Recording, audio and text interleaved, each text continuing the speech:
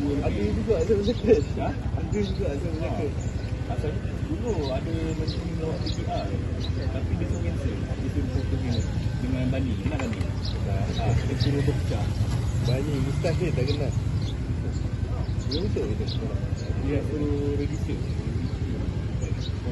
Ya.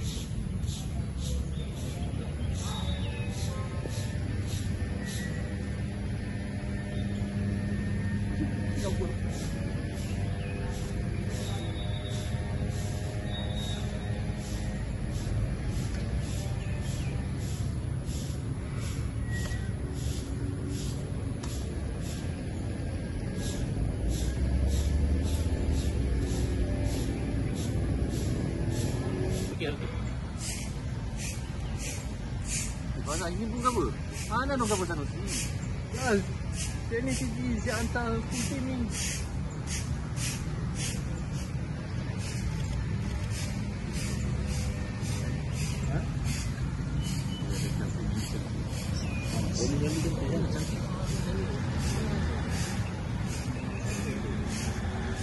Assalamualaikum warahmatullahi wabarakatuh. Selamat sejahtera, selamat malam.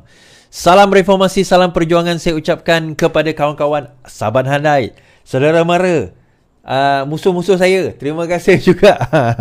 Okey, kepada yang ada yang menonton saya di YouTube, Facebook, di TikTok, mendengar saya di Twitter.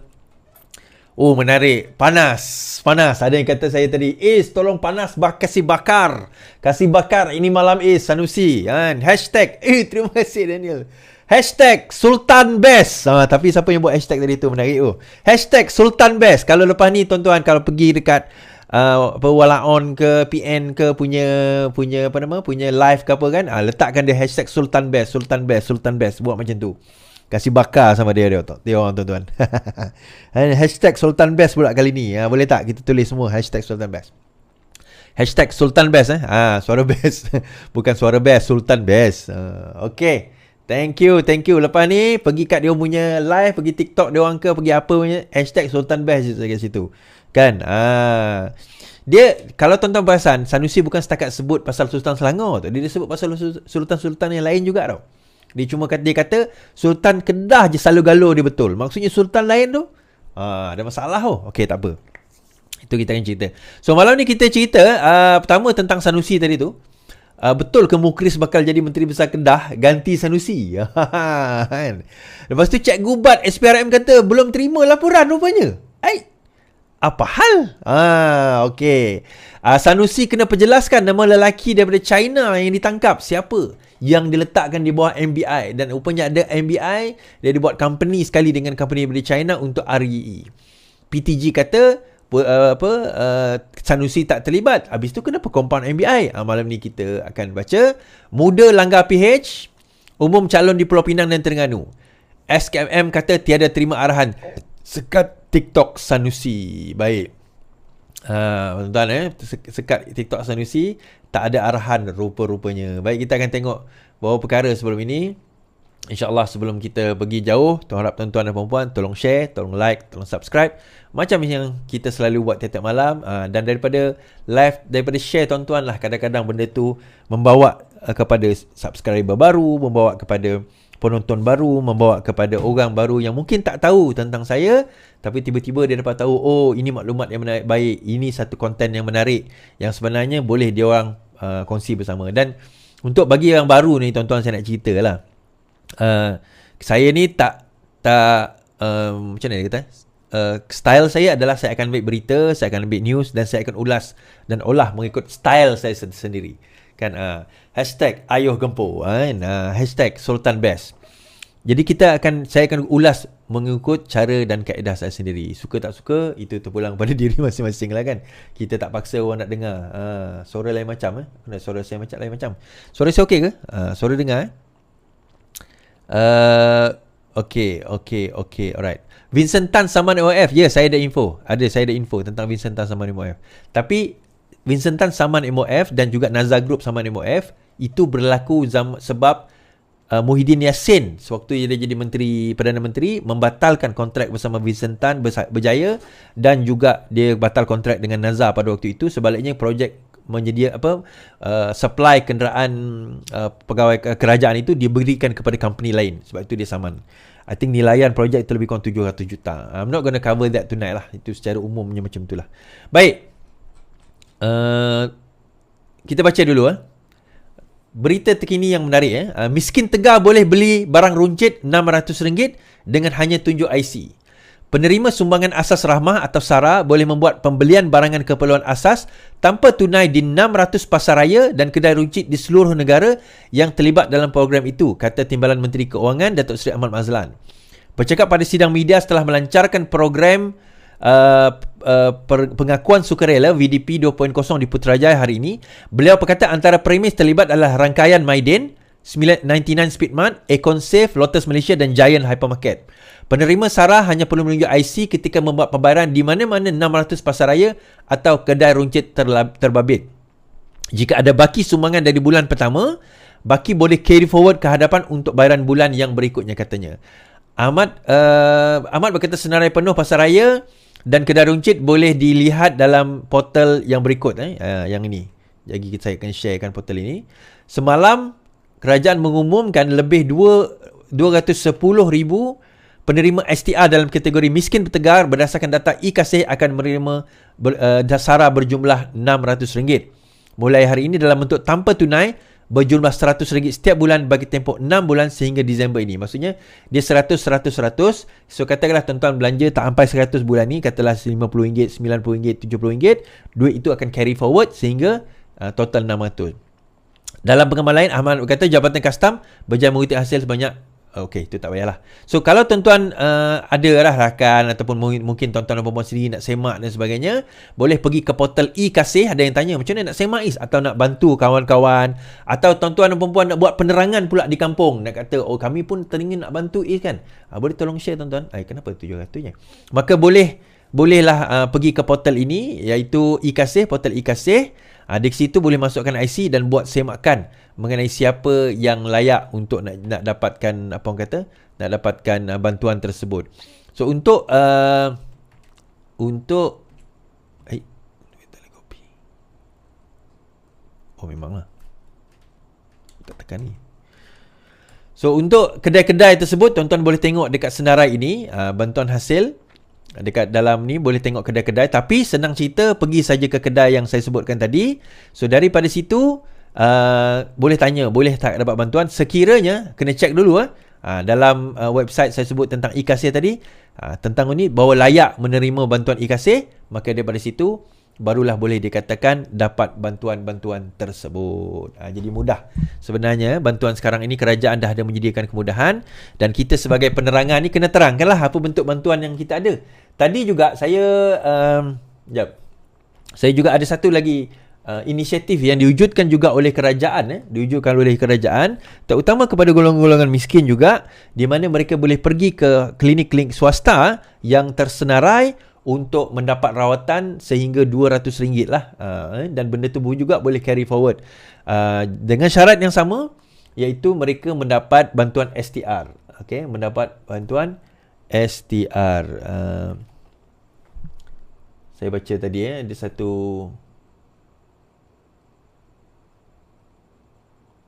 perkongsian malam ni juga tuan-tuan, dikatakan bahawa kejap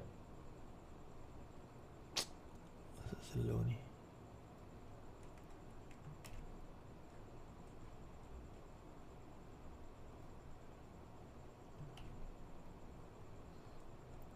Okey. Program Madani Afiat dilancarkan pada 9 Julai sebagai usaha antara lain adalah untuk meningkatkan kesedaran dan tahap kesihatan rakyat, mengesan dan mencegah risiko penyakit tidak berjangkit atau NCD, non-communicable disease, melalui pelbagai program saringan kesihatan dari rumah ke rumah, pameran kesihatan dan gotong royong, merealisasikan tonggak kedua kertas putih kesihatan, fokus kepada penjagaan kesihatan. Hasil data boleh diperolehi. Gotong royong dan sebagainya adalah program-program tersebut. Okey, habis cerita tu kat situ. Menarik tuan-tuan. Kita akan cerita pasal Sanusi kejap lagi. Tapi saya nak cerita pasal Sanusi tu juga sebab ada perhimpunan dijangkakan akan berlaku. Tapi sebelum kita cerita pasal perhimpunan tersebut, saya nak bawa kisah tentang Titah Sultan. Tadi ada siang tadi lah kot, ada lawatan daripada pegawai wakil PAS berjumpa dengan Sultan Selangor. Kan? Berjumpa Sultan Selangor. Tapi Sultan Selangor telah mengeluarkan satu kenyataan bahawa isu Sanusi belum selesai titah Sultan Selangor. Sultan Selangor Sultan Sharafuddin Idris Shah Al-Haj bertitah bahawa isu kenyataan Menteri Besar Kedah Muhammad Sanusi yang didakwa menghina baginda belum selesai. Baginda bertitah bahawa perkara ini masih belum selesai katanya. Duli Maulid dalam Selangor Royal Official Office di dalam Facebook Duli Yang Maha Mulia Sultan Selangor Sharifuddin Idris Shah Al-Haj berkenan menerima menghadap Pesuruhjaya PAS Selangor YB Datuk Dr. Ahmad Yunus Hairi dan Ketua Polis Selangor YDH CP Datuk Husin Omar Khan di Istana Bukit Kayangan, Shah Alam. Pertemuan secara bersingan telah membincangkan mengenai kenyataan dikeluarkan oleh Menteri Besar Kedah Datuk Sanusi. Kenyataan itu juga mendedahkan Pesuruhjaya PAS menghadap Sultan. Pertemuan itu secara berasingan pejabat itu membincangkan mengenai kenyataan Sanusi. Dalam ceramah hanya dianggap menghina Sultan Selangor. Sanusi beberapa hari lepas memohon maaf kepada Sultan Selangor kerana kata baginda kerana baginda memilih Menteri Besar Cokia lekeh kita mengkritik Amiruddin. Sanusi bagaimana itu mendakwa kenyataannya diputar bulit oleh musuh BN dan Pakatan Harapan. Berikut adalah kenyataan Sanusi yang menimbulkan kontroversi dan mengundang laporan polis itu. Okay, ini kenyataan dia. Bukan koman-koman lekeh Sultan Setara itu hampa bayang dan tengok Menteri Besar merujuk kepada dirinya. Sultan hebat macam itu takkan pilih Menteri Besar Cokia macam Amir.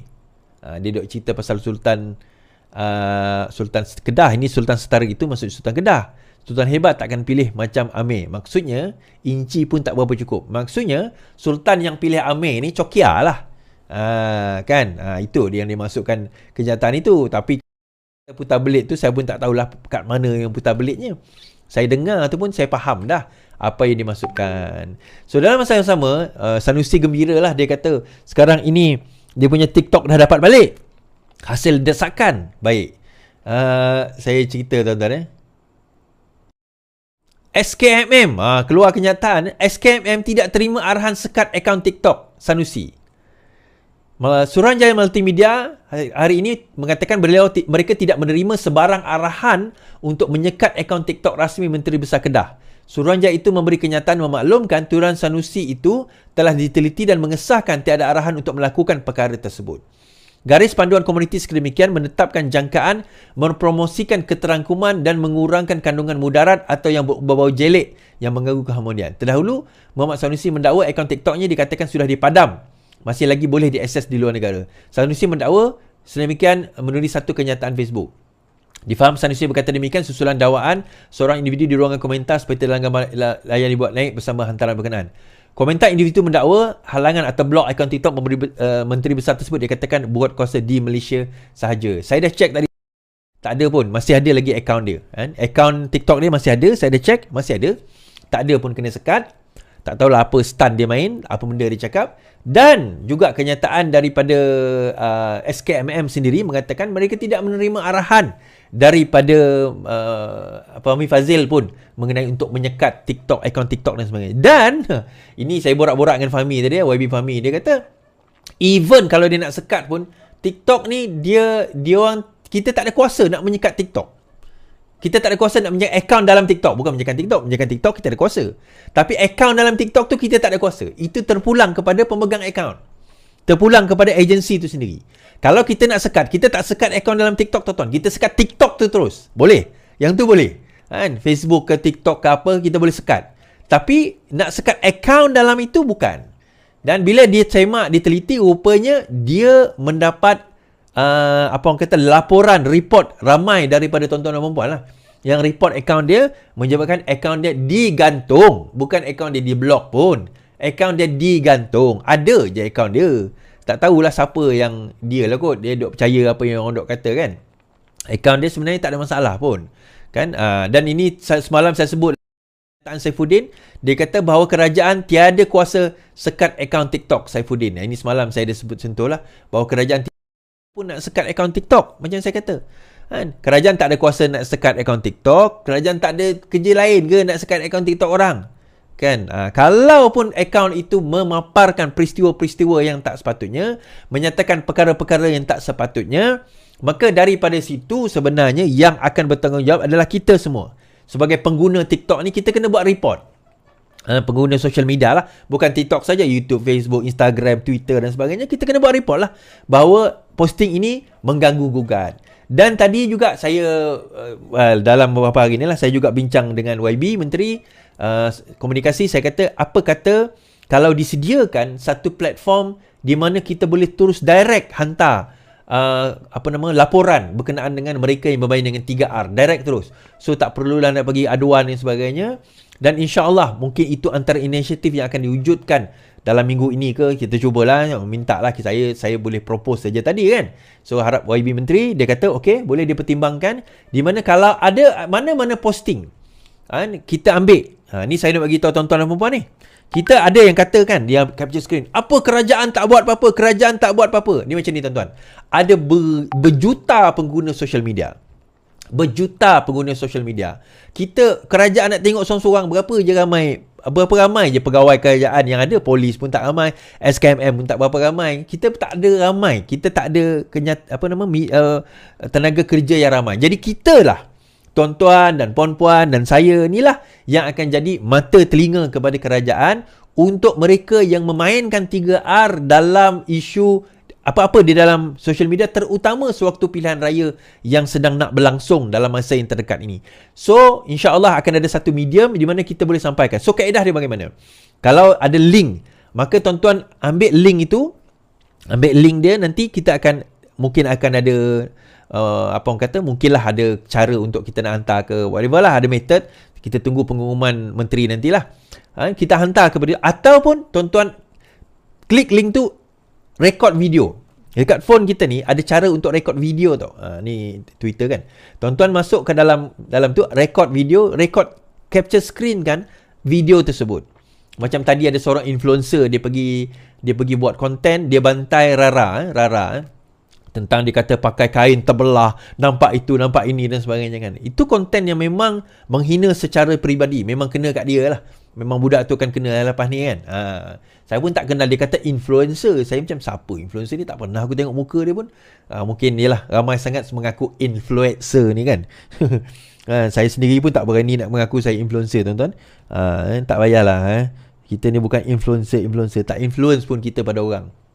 Jadi benda-benda macam tu yang kita ni dan insya-Allah kalau ada, bukan setakat pihak kerajaan, pihak pembangkang sebenarnya, pihak kerajaan pun sama.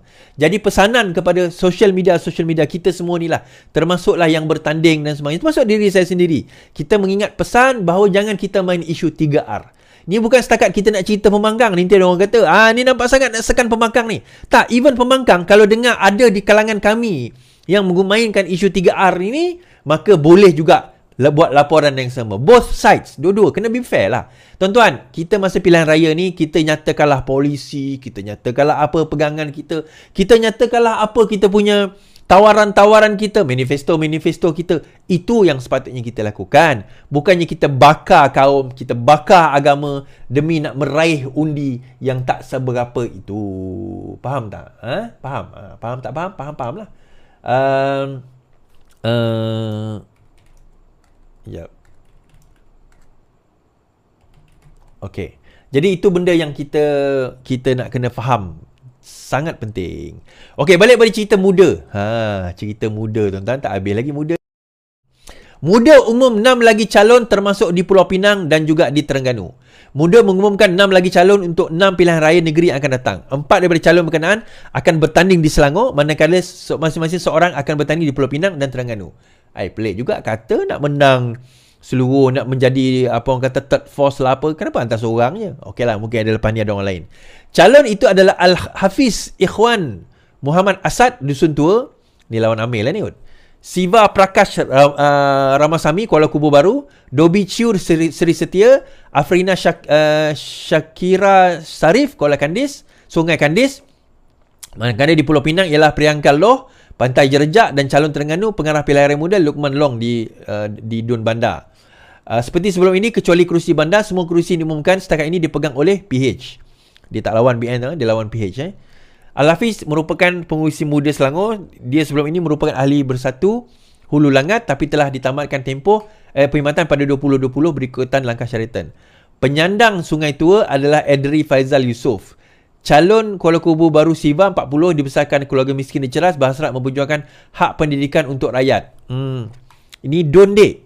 Ini bukannya parlimen. Macam mana pula kau nak memperjuangkan hak pendidikan untuk rakyat? Ni tak tahu ke beza antara Dun dengan parlimen kan? Tak apalah.